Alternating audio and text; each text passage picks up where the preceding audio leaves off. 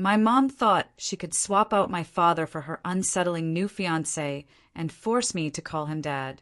But she didn't know I was still talking to my real father. I was 13 when she announced her engagement to Brandon. Dad had been sentenced for manslaughter 5 months earlier. He supposedly attacked someone at a bar, yet he wasn't even drinking. I was right beside him. He stepped into the bathroom, then returned moments later looking terrified and smeared in blood. He yelled for someone to call the police, and they showed up fast, only to cuff him immediately and take him away without much explanation. Can you imagine realizing your own mother was so utterly blind, so completely fooled, that she condemned your innocent father to prison while inviting his actual killer right into our home? Because that's the nightmare I lived, a nightmare that started the day my dad went to jail for a murder he absolutely did not commit. The first time I saw my dad after the arrest, he was behind cold, steel bars. It never made sense to me. Not one bit. My dad, the man who'd teach me how to ride my bike, who'd kiss my scraped knees, he didn't have a violent bone in his body. He swore he didn't do it. And honestly, the way Mom acted right after his conviction, that's what made me truly suspicious. It was like she couldn't wait to move on. Within days, Brandon was there. Not just visiting, he was moving in. On day one, Mom announced to me, her only child, that Brandon was my new dad. She said my real dad was a monster, a killer I needed to distance myself from for my own safety. Can you believe that? My own mother telling me this. I wasn't sure what to believe at first. My world had just shattered, and then rebuilt itself around this stranger. But then, 5 months later, Mom dropped another bombshell. They were engaged. Engaged. And I was supposed to start calling Brandon Daddy. That was the moment. That was when I knew, deep down, with a gut certainty, that my real dad was innocent. This whole thing was wrong. And that's when it really started. Brandon got comfortable. Too comfortable. He'd sit there at the dinner table, staring at me, watching me eat. Slowly, he'd say things like, "You're growing up so fast, becoming such a pretty young woman." It made my skin crawl. Seriously, it made my skin crawl. The worst part, my mom thought it was sweet. She actually smiled. The first time I finally worked up the courage to tell her how Brandon made me feel, how uneasy he made me, she just waved me off. "You're being dramatic," she said, without even looking up from her phone. But she must have told him what I said, because that night was different. While she was asleep, Brandon snuck into my room. He grabbed my wrist hard enough to leave red marks that burned. He leaned in close, his breath smelling stale, and whispered, "You know what happens to naughty girls who snitch." I was terrified, truly, absolutely terrified. My heart was a drum against my ribs. But I knew, right then, I couldn't trust my mom with this. I couldn't tell her. So I kept it a secret. Around that time, I started keeping another secret, a much better one. I started writing letters to my dad. I'd hide them between my textbook pages, tuck them into my backpack, and then mail them from my best friend Ashley's house after school. Dad would write back, using the prison email system to an account I'd created, keeping it totally hidden from Mom. It was our lifeline. Things took a dark turn one specific Thursday. I came home from school one day, and Mom just casually announced she'd changed my last name on all my school records to Brandon's, without telling me. "You'll thank me when you're older," she chirped, like she'd given me a gift. My stomach dropped. That night, Brandon came into my room, his usual smirk plastered on his face. He sat on my bed, invading my space, to celebrate us being a real family now.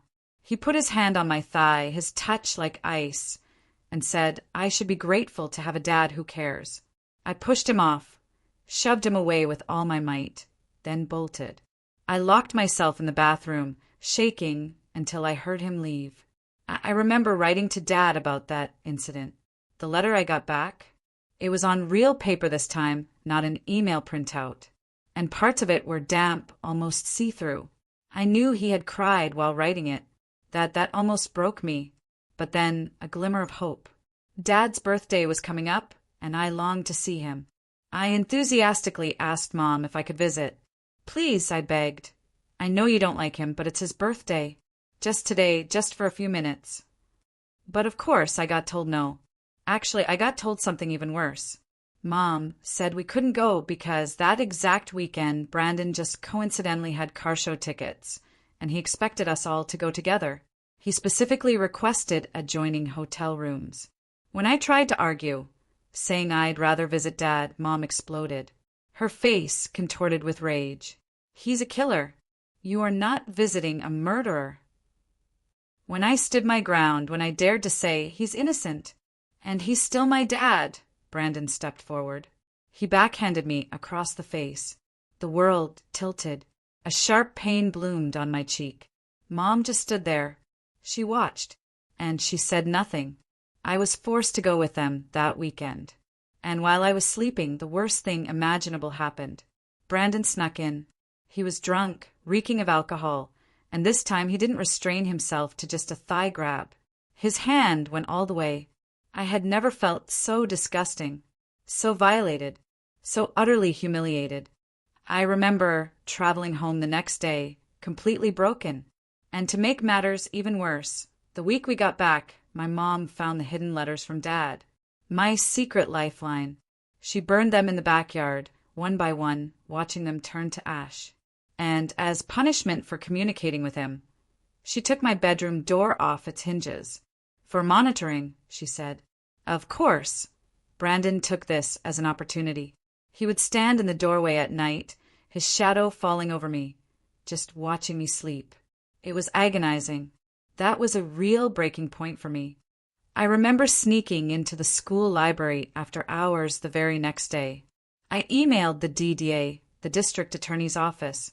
I must have sent an hour-long email that made absolutely no sense because I just rambled, pouring out everything. I didn't even know what I expected, if I wanted anything at all.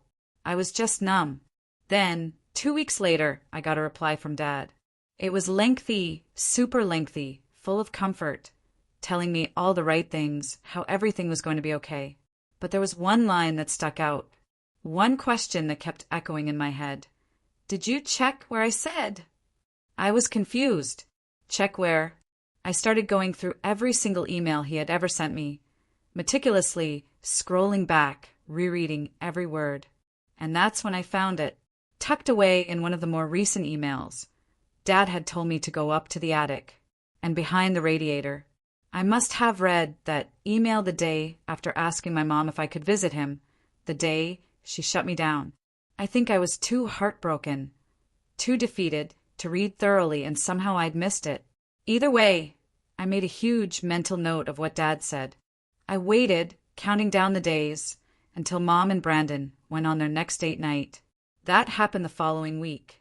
My hands shook as I climbed into the attic, flashlight clutched tight. Behind the radiator, just as he said, I found it a plastic-wrapped journal. I opened it to the marked page Dad told me to. It was dated weeks before his arrest, and in Dad's familiar handwriting it said, "It's been a few weeks since I caught Lauren and Brandon sneaking off into the bar.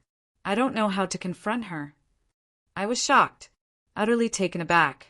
My mom and Brandon? Even before Dad's arrest?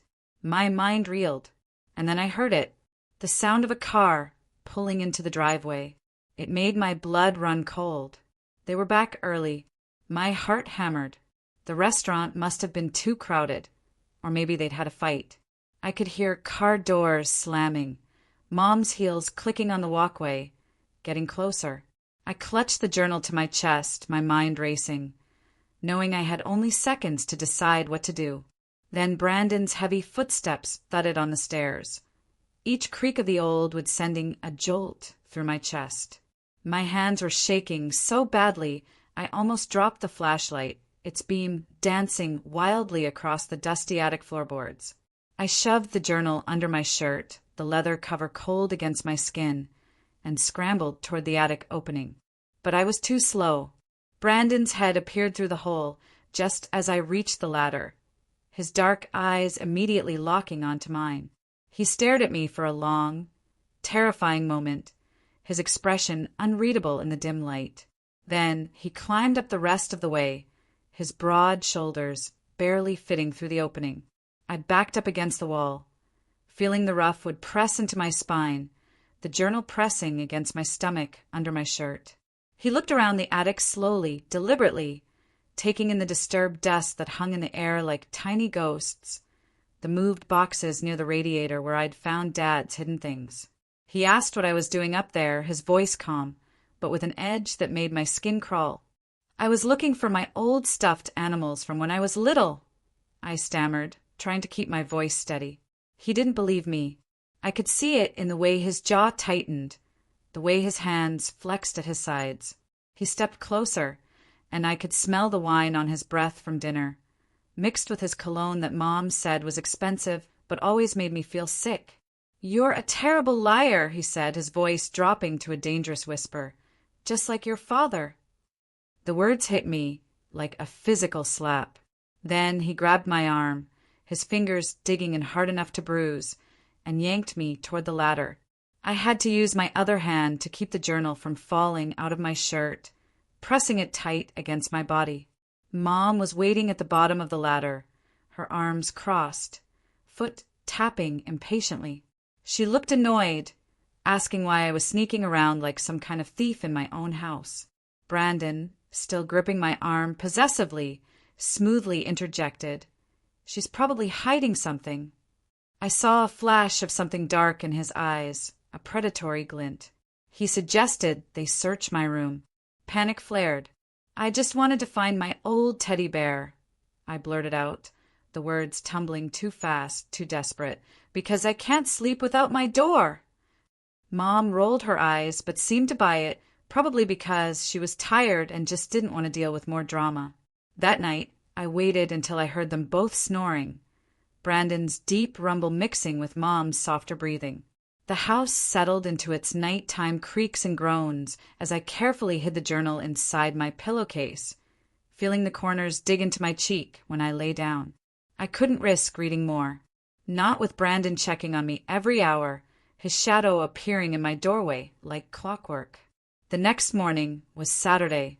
Mom made pancakes like nothing had happened, humming off-key to some song on the radio. The normalcy of it made my stomach churn. Brandon kept staring at me across the table, his eyes following every movement as I pushed food around my plate. I excused myself to use the bathroom and took the journal with me, hiding it in the tank of the toilet, wrapped in a plastic bag I found under the sink. The cold water on my arms felt oddly cleansing as I carefully placed it inside. At school on Monday, I snuck into the computer lab during lunch, telling my friends I had to finish an assignment. The room was empty except for the hum of old computers and the tick-tock of the wall clock. My heart pounded as I started taking photos of each page of the journal with my phone, angling it to avoid the glare from the fluorescent lights. My hands were still shaking, making some of the photos blurry. The entries went back years. Dad's familiar handwriting becoming more frantic as time went on, spoke of his suspicions. He wrote about seeing Brandon's car at weird hours, parked down the street, about Mom acting strange and distant. One entry mentioned finding a receipt for a motel in Mom's purse when he was looking for gum. Another talked about Brandon showing up at the bar during Dad's shifts, always watching from a corner booth, always lurking like a predator studying its prey. I uploaded everything to a cloud account I made with a fake name, my heart pounding with each slow click of the progress bar. Then I deleted the photos from my phone, checking twice to make sure they were really gone. I knew Brandon might check it. He'd been going through my things more lately. When I got home that day, he was waiting in my room, sitting on my bed like he owned the place. He'd gone through everything. My drawers were dumped out, clothes scattered across the floor like fallen leaves. My mattress was flipped, the box spring exposed, even my old jewelry box was emptied, cheap necklaces and friendship bracelets tangled together. He asked where it was, his voice dangerously quiet. I played dumb, asking what he was talking about, trying to look confused instead of terrified. He grabbed my shoulders and shook me hard, my teeth clicking together. "I know you found something in the attic," he snarled. "I'm not stupid." Mom came home then, her keys jingling as she called out hello. She asked what was going on, surveying the destruction of my room with raised eyebrows. Brandon, in an instant, changed his entire demeanor. He smoothly lied, that fake smile that never reached his eyes appearing on his face. He said he was just helping me reorganize my messy room, that I'd asked for his help. She believed him like always, probably because it was easier than asking questions. That night at dinner, Brandon announced they were moving up the wedding. Instead of next year, it would be next month. He said he couldn't wait any longer to make our family official. Mom squealed with excitement, clapping her hands like a child. I felt sick. The chicken on my plate suddenly looked gray and unappetizing. Over the next few weeks, Brandon watched me constantly. He installed a camera in the hallway, pointing right at where my door used to be. The red light blinked at me like an evil eye. He started driving me to and from school. No more bus with my friends. He'd wait in the parking lot, engine running, watching everyone who talked to me. He took my phone at night, placing it on his nightstand where I couldn't reach it.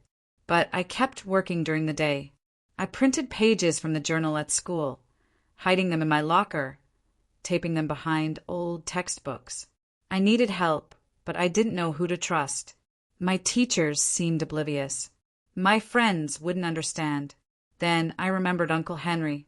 He was Dad's best friend since high school, the kind of guy who showed up to help without being asked. They'd been inseparable until Dad's arrest. Mom had banned him from contacting us after that, saying he was a bad influence, that he enabled Dad's violent tendencies. But I knew that was a lie. Uncle Henry was a good man who smelled like sawdust and always had butterscotch candies in his pocket. He worked construction and had 3 kids of his own, twin boys and a little girl who called me her big cousin. I found his number in an old address book Mom had forgotten about in the kitchen junk drawer, buried under expired coupons and dead batteries. I called him from the payphone outside school during PE class, the metal cold against my ear. I told the teacher I felt sick and needed air, clutching my stomach for effect. Uncle Henry answered on the 3rd ring, his gruff voice softening when I said who I was. I talked fast, words tumbling over each other, telling him I needed help, that Dad was innocent, that I had proof. He told me to slow down, to breathe. Then he said to meet him at the public library after school the next day. He'd tell my mom he saw me walking and offered a ride if she asked. His voice was steady, reassuring. And for the first time in weeks, I felt like maybe things would be okay. Brandon was suspicious when I said I was staying late for a group project.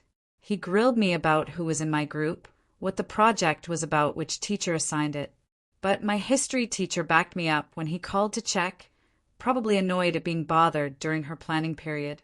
I practically ran to the library, my backpack bouncing against my spine. Uncle Henry was waiting in the parking lot in his old pickup truck, the red paint faded but clean. He looked older than I remembered, with more gray in his beard and deeper lines around his eyes. I showed him photos of the journal entries on my phone, swiping through them quickly. His face got darker with each one, his knuckles white as he gripped the steering wheel. He said he always knew something was off about Dad's arrest. The story never made sense. Too many holes, too convenient. He asked if I still had the actual journal. I told him where I hid it, and he nodded approvingly. He said we needed more than just Dad's suspicions. We needed real evidence, witnesses, something concrete. He knew some people who worked at the bar that night. Maybe they saw something, remembered something the police didn't bother to ask about. Over the next 2 weeks, I met Uncle Henry at the library 3 more times. Each meeting felt like a spy movie, checking over my shoulder, taking different routes. He tracked down Edward, who was working security that night. Edward was a big guy with kind eyes who remembered everything. He remembered Brandon being there, which was weird because Brandon had told police he was home all evening watching TV. Edward said he saw Brandon go into the bathroom right before Dad. maybe 30 seconds. But Edward had been too scared to speak up after Dad got arrested so fast, afraid of getting involved. Afraid of Brandon, who seemed to have connections everywhere. Uncle Henry also found Caroline, who was bartending that night. She had curly red hair and a sharp memory for faces. She said Brandon had been coming around for weeks before the incident, always asking about Dad's schedule, pretending to be friendly. She thought it was strange, but didn't think much of it at the time. People asked about regulars all the time. She remembered Brandon ordering a drink that night, a whiskey neat, then disappearing for a while before the body was found. She'd been the one to call 911, her hand shaking so badly she could barely dial. The breakthrough came when Uncle Henry talked to Brian, who managed the bar. Brian was an older guy who'd run the place for 20 years. Brian mentioned they'd upgraded their security system a month before the incident. The police had only taken the main camera footage, but there was a backup system that recorded the hallway to the bathrooms. Brian still had those files on an old hard drive in his office. He'd forgotten about them until Henry asked, the drive gathering dust behind old liquor invoices. We met at Brian's house to watch the footage. His living room smelled like cigarettes and coffee. My stomach was in knots as Brian connected the drive to his laptop. The timestamp showed Brandon entering the bathroom at 9:47 p.m., walking casually like he had all the time in the world. Dad entered at 9:52 p.m., probably just needing to use the bathroom after his shift. Brandon came out at 9:51 p.m., checking his watch and smoothing down his shirt. Dad came out at 9:53 p.m., covered in blood, shouting for help, his face a mask of shock and horror. It was clear as day. Brandon had 4 minutes alone in that bathroom. More than enough time to call someone and set up a frame job. Uncle Henry copied the footage onto multiple USB drives, his hands steady and methodical. He said we needed to be careful about how we handled this. We couldn't just go to the police. Brandon might have connections there, friends who owed him favors. We needed to build an airtight case first. He told me to act normal at home, not to let on that we knew anything. It was the hardest thing I'd ever had to do. But Brandon must have sensed something. Maybe I was a bad actress. Maybe he was just paranoid. He started getting more aggressive. One night, he came into my room and sat on my bed, the mattress dipping under his weight. The hallway camera couldn't see him from that angle. He said he knew I'd been sneaking around with Uncle Henry. Someone had seen us at the library, probably one of his buddies who seemed to be everywhere. He said if I didn't stop whatever I was doing, Mom might get hurt. He said accidents happen all the time. His voice casual, like he was discussing the weather. People fall downstairs. Cars have brake problems. Gas leaks happen. I understood the threat, felt it settle in my chest like a cold stone. I was terrified but tried to stay calm, keeping my breathing even. I told Uncle Henry at our next meeting, whispering even though we were alone. He said we needed to move faster. He'd been in touch with Dad's lawyer, showing him what we'd found. The lawyer was excited but cautious. He said we needed the original journal, too. It would strengthen the case, prove the photos weren't doctored. I told him I'd get it, even though the thought made me want to throw up. That night, I waited until 3 a.m., watching the clock's red numbers change with agonizing slowness. I crept to the bathroom, my bare feet silent on the carpet. I carefully retrieved the journal from the toilet tank, the plastic still protecting it. It was still dry in its plastic wrapping. Dad's word, safe. I put it in my backpack for school, zipping it into the inner pocket. But when I came out of the bathroom, Brandon was standing in the hallway like a ghost. He asked what I was doing up, his eyes glinting in the darkness. I said I felt sick holding my stomach. He stared at me for a long moment, then let me pass. I felt his eyes on my back all the way to my room. The next morning, my backpack was gone. I found it in the kitchen, empty. Its contents spread across the table. Brandon was sitting there, the journal in front of him, flipping through pages with theatrical interest. Mom was reading it, her face pale and confused. Brandon had told her I'd been writing fantasy stories about him, that I was disturbed, that I needed help. He'd started pointing out specific entries saying, "Look how she's trying to copy your husband's handwriting. See how she mentions you and me together? This is clearly her sick fantasy about breaking us up." Mom's confusion turned to anger as Brandon kept talking, weaving his lies with just enough truth to make them believable. Mom believed him. She said she was disappointed in me, that making up lies about Brandon was sick, that she thought I was dealing with Dad's absence better than this. I tried to tell her it was Dad's journal, but she wouldn't listen. She said I was obviously forging Dad's handwriting to frame Brandon because I couldn't accept him as my new father. She said I needed therapy, maybe even a special boarding school for troubled teens. Brandon suggested his cousin ran one in another state. Very strict, very isolated. Good for fixing problem children who told lies and caused trouble. The way he said it made my blood run cold. I felt the walls closing in, the room spinning slightly. That day at school, I found Uncle Henry's truck in the parking lot at lunch. I climbed in and broke down crying as I told him what happened. He said not to worry, we still had the footage. But when I got home that afternoon, my phone was missing from my backpack. Brandon had it. He went through everything and found my cloud account, guessing the password after 3 tries. He made me watch as he deleted all the journal photos, his fingers stabbing at the screen with vicious satisfaction. He said Uncle Henry's copies wouldn't matter without the original to verify them against. He said the photos could be faked, that any decent lawyer would argue they were doctored without the original journal to compare the handwriting. The bar footage was different. That was from an official security system with timestamps that could be verified. But handwriting and photos? Too easy to forge. That night, Mom told me I was leaving for boarding school on Monday.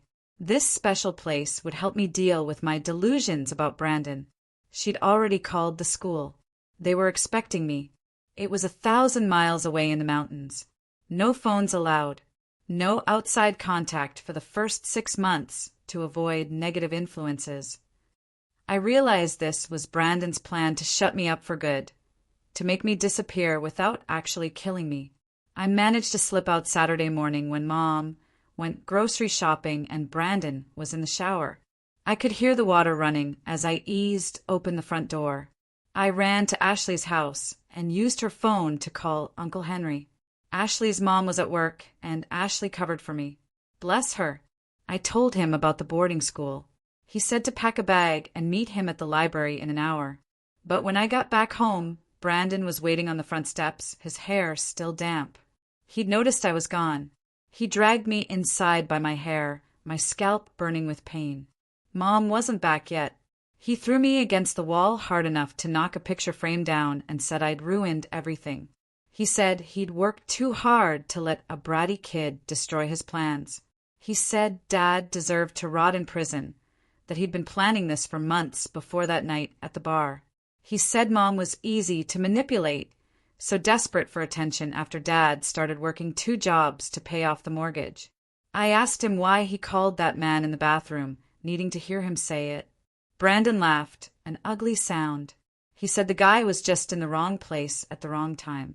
Brandon had gone in there to plant a bloody knife he'd prepared, one that would have Dad's prints on it from the kitchen at home. But the hammered guy saw him placing it near the sink and started asking questions, getting too close. So Brandon had to silence him quick and messy, using that same knife. Then, when Dad came in minutes later to help, it was perfect. The blood was fresh. Dad's prints got on everything when he tried to help the victim, tried to stop the bleeding. And in the chaos, Brandon pocketed the actual murder weapon and left a different knife at the scene, one he'd also prepared, but that wouldn't trace back to him. I was recording everything on Ashley's phone that I'd hidden in my pocket. The record button pressed before I even walked in. Brandon didn't notice. He was too busy ranting about how smart he'd been, how he'd worn gloves, how he'd studied the bar's schedule for weeks. He said after Dad was gone, marrying Mom was just smart business. She had good life insurance from her job at the hospital, and I'd be worth even more in Social Security if something happened to her.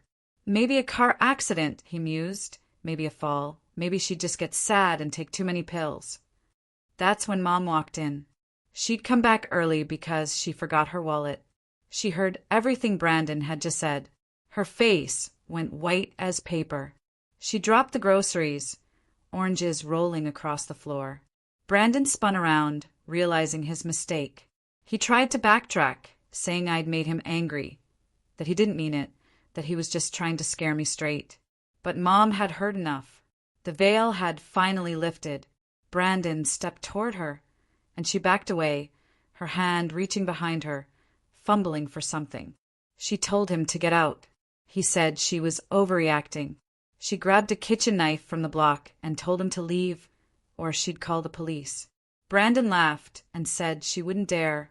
Too much scandal, too much shame. What would the neighbors think? But Mom's hand was steady as she held the knife.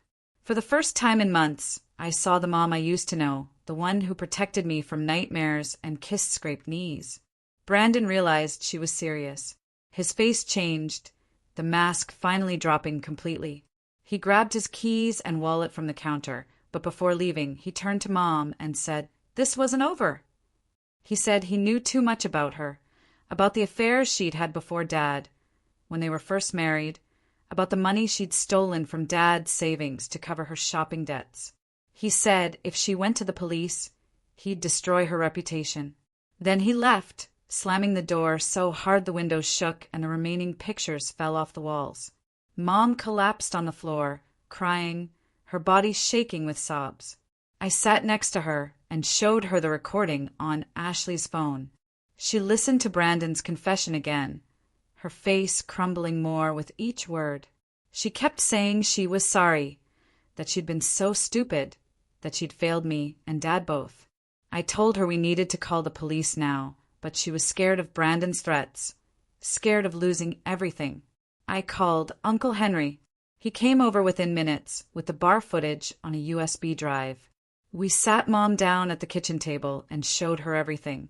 The journal entries I'd saved, the security footage showing Brandon's movements, the witness statements he'd collected and had notarized. Mom threw up when she realized she'd been sleeping next to Dad's killer for months, that she'd been planning a wedding with him. She finally agreed to call the police. 2 detectives came to take our statements.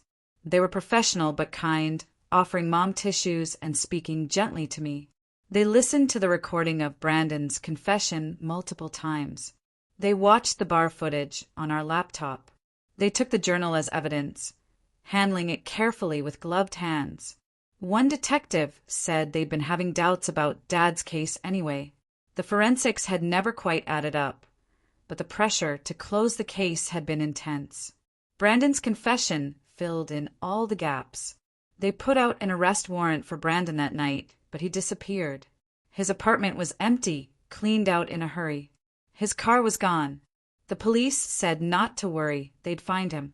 They put a patrol car outside our house, just in case. Mom and I didn't sleep that night. We pushed the couch against the front door and sat in the living room with all the lights on, jumping at every sound. The next morning, Uncle Henry called. He'd heard from his construction buddies that Brandon had been spotted at a motel 2 towns over, trying to pay cash for a room. The police were on their way. By noon, they had him in custody.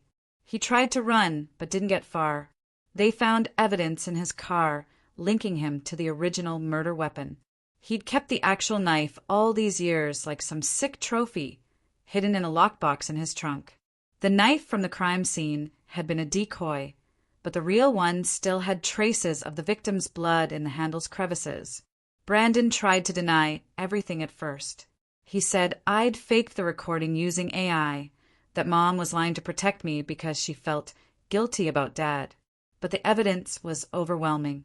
The bar footage showed him entering that bathroom. His fingerprints were on the real murder weapon once they tested it properly. The forensics that hadn't matched Dad suddenly made perfect sense when applied to Brandon. Even the angle of the wounds matched Brandon's height, not Dad's. Faced with everything, Brandon finally broke. He confessed fully in exchange for a plea deal. He admitted to planning the whole thing, to framing Dad, to manipulating Mom. He even admitted to things we didn't know about, other crimes in other states, other victims who'd been blamed for things they didn't do. The detective said Brandon was a serial predator who'd been getting away with it for years, moving from place to place, always finding vulnerable women with kids. Dad's lawyer filed for an emergency appeal based on the new evidence. The judge reviewed everything and ordered Dad's immediate release.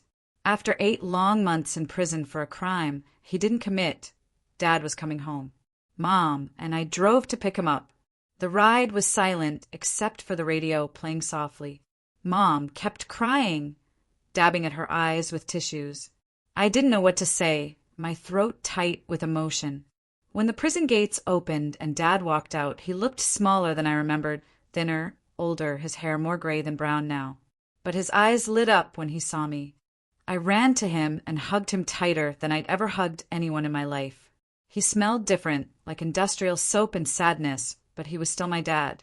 He held me and cried into my hair, whispering that he'd missed me so much, that he'd never stopped believing I'd know the truth. Mom stood back, unsure, wringing her hands. Dad looked at her for a long moment. Then he said they'd talk later, that right now he just wanted to go home. The drive back was quiet except for Dad asking small questions. How was school? Had I grown taller? Was my favorite restaurant still open? Normal Dad questions that felt anything but normal after everything we'd been through. We got home, and Dad just stood in the doorway for a minute, looking around like he was memorizing everything. The house looked different without Brandon stuff everywhere.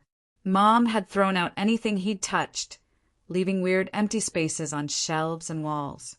Dad walked through each room slowly, running his fingers over furniture, picking up picture frames that Mom hadn't gotten around to replacing yet. That first night was awkward as hell. Dad slept on the couch, even though Mom offered him their old bedroom. I heard him moving around at 3 a.m., probably couldn't sleep after months in a cell. I found him in the kitchen, making coffee with shaking hands.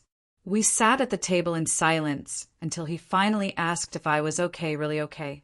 I told him about Brandon, about everything. He listened without interrupting, his jaw getting tighter with each detail. When I finished, he said he was sorry he couldn't protect me. I told him it wasn't his fault.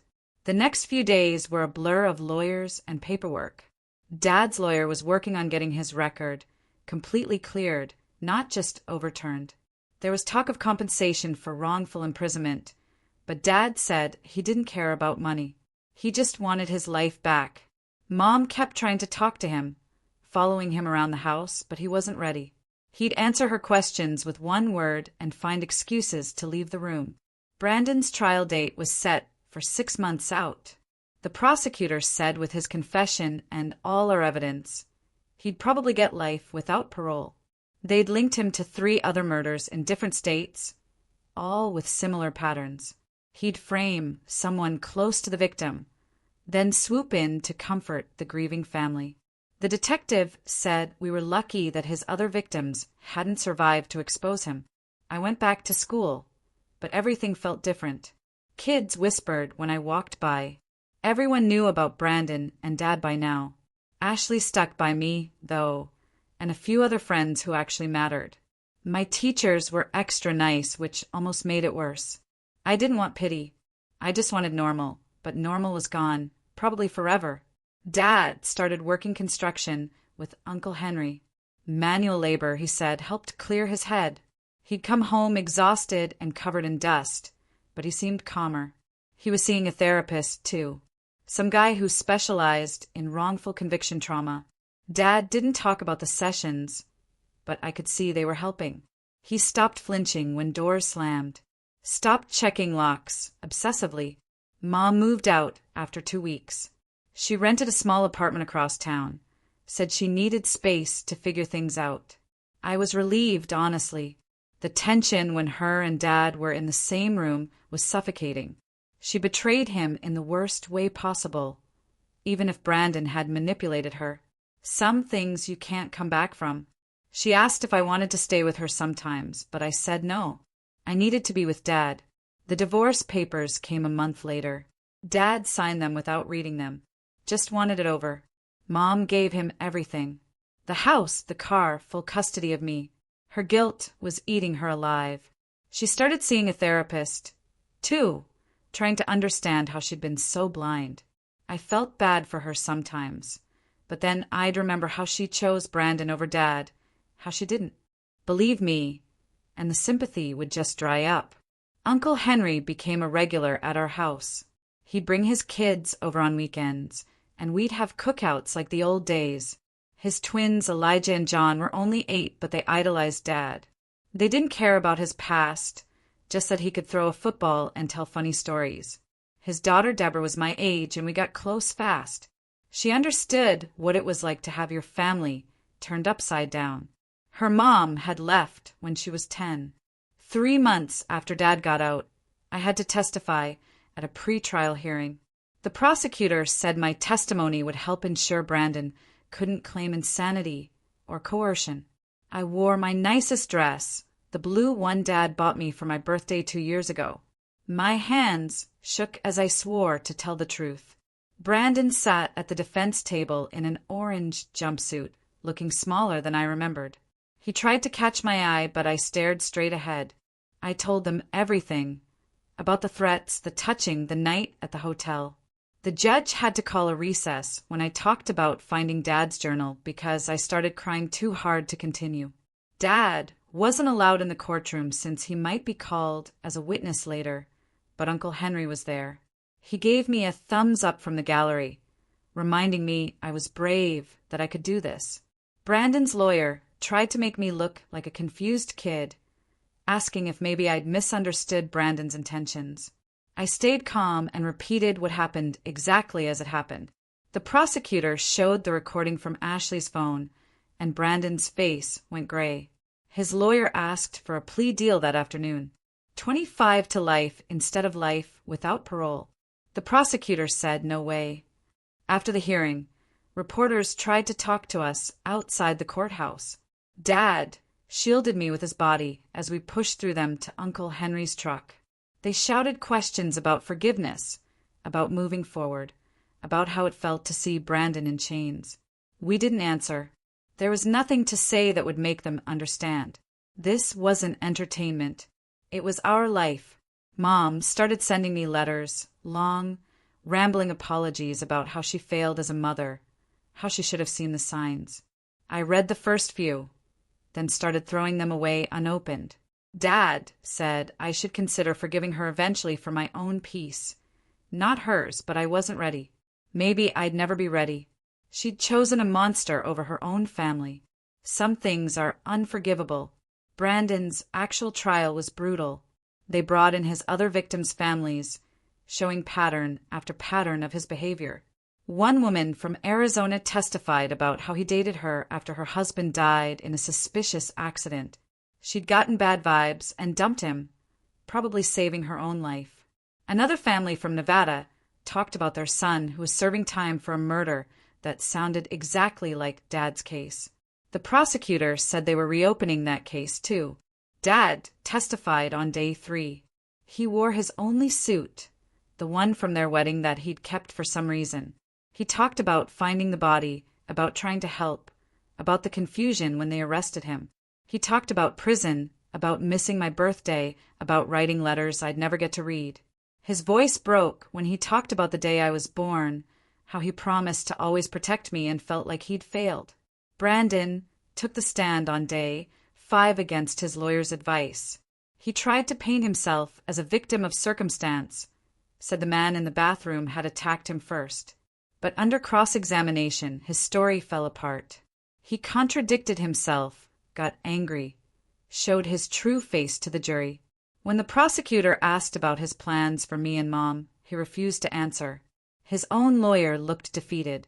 The jury deliberated for 2 hours. Guilty on all counts: murder, conspiracy, fraud, attempted assault on a minor. The list went on.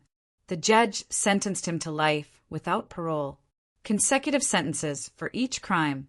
Brandon didn't react, just stared at the table. As they led him out, he looked at me one last time. I stared back, wanting him to see that he hadn't broken me, that I'd won. Dad! And I went to his favorite restaurant after, the little Mexican place that still had his picture on the wall from when he was a regular. The owner hugged him and said the meal was on the house. We ate in comfortable silence, both exhausted but relieved. It was over, really over. Brandon would die in prison, and we could start rebuilding. Mom tried to come to the house the next week. Dad wouldn't let her in. Talked to her through the screen door. She wanted to apologize again, wanted to try family counseling. Dad said no. That ship had sailed. She needed to move on, and so did we. She cried and begged, but Dad stood firm. I watched from the stairs, feeling nothing. She'd made her choice, and now she had to live with it. I started seeing a therapist, too. Some lady named Dr. Cheryl, who specialized in trauma. She helped me process everything. Taught me it wasn't my fault, that I'd been incredibly brave. Some days I believed her, some days I didn't. But slowly the nightmares stopped. I stopped checking locks obsessively, stopped flinching when men walked behind me. Progress came in small steps. Dad and I developed new routines. Sunday breakfast at the diner, Wednesday movie nights, helping Uncle Henry with projects on Saturdays. We talked more than we ever had before about everything. School, friends, the future. He helped me with homework, even though math wasn't his strong suit. He came to every school event, cheering too loud at my mediocre clarinet performances. We were learning how to be a family again, just the two of us. 6 months after the trial, Dad met someone. Caroline, the bartender who testified, started coming around. First, just as a friend, then something more. She made Dad laugh. Real laughs, not the forced ones he'd been doing. I liked her. She didn't try to be my mom, just treated me like a person. She'd bring takeout and we'd watch bad movies, making fun of the plot holes. Dad smiled more when she was around. Mom eventually stopped trying to contact us. I heard from Ashley's mom that she'd moved to another state, starting fresh where nobody knew her story. Part of me hoped she'd find peace. Part of me didn't care. She'd been so easily fooled, so quick to replace Dad. Maybe Brandon had seen that weakness in her from the start. Maybe that's why he'd picked our family to destroy. A year after everything, Dad got a settlement from the state for wrongful imprisonment. Not millions, but enough to pay off the house and put money away for my college. He bought a new truck, took a vacation to the mountains, finally started living again. He kept working construction, though. Said he liked the honesty of it. You either built something right, or you didn't. No room for lies or manipulation. I turned 15 that spring. Dad threw me a big party, probably overcompensating for the birthdays he'd missed. Uncle Henry's family came. Caroline was there. Even some kids from school showed up. We had a bounce house, which was ridiculous for teenagers, but nobody complained. Dad grilled burgers and told embarrassing stories about when I was little. For a few hours, we felt like a normal family having a normal party. That night, after everyone left, Dad and I cleaned up the yard in comfortable silence. He thanked me for believing in him, for never giving up. I told him I always knew he was innocent, that he wasn't capable of hurting anyone. He hugged me tight and said I'd saved his life. We both cried a little, but it was the good kind of tears, the healing kind. Life went on. I made honor roll. Started dating a nice guy named Rory from my chemistry class. Dad threatened to clean his shotgun when Rory came over, but he was joking mostly. Caroline moved in after a year, bringing her cat, Mr. Whiskers, who immediately claimed Dad's chair. We became a weird little family, built on shared trauma, but held together by choice and love. Brandon died in prison 2 years later. Heart attack, the letter said. He was 43. I felt nothing when I read it. Just closed the letter and went back to my homework. Dad asked if I was okay, and I said, yeah, I really was. Brandon had been dead to me since the day they sentenced him. His actual death was just paperwork, nothing more. Mom sent a card for my 18th birthday. Just signed it, "Love, Mom," with no return address. I kept it for some reason, tucked in my desk drawer with other things I couldn't quite throw away. Dad said maybe someday I'd want to find her, make peace. Maybe he was right, or maybe some bridges were meant to stay burned. Time would tell. I got into college on a full scholarship, planning to study criminal justice, maybe become a lawyer, help other families torn apart by lies.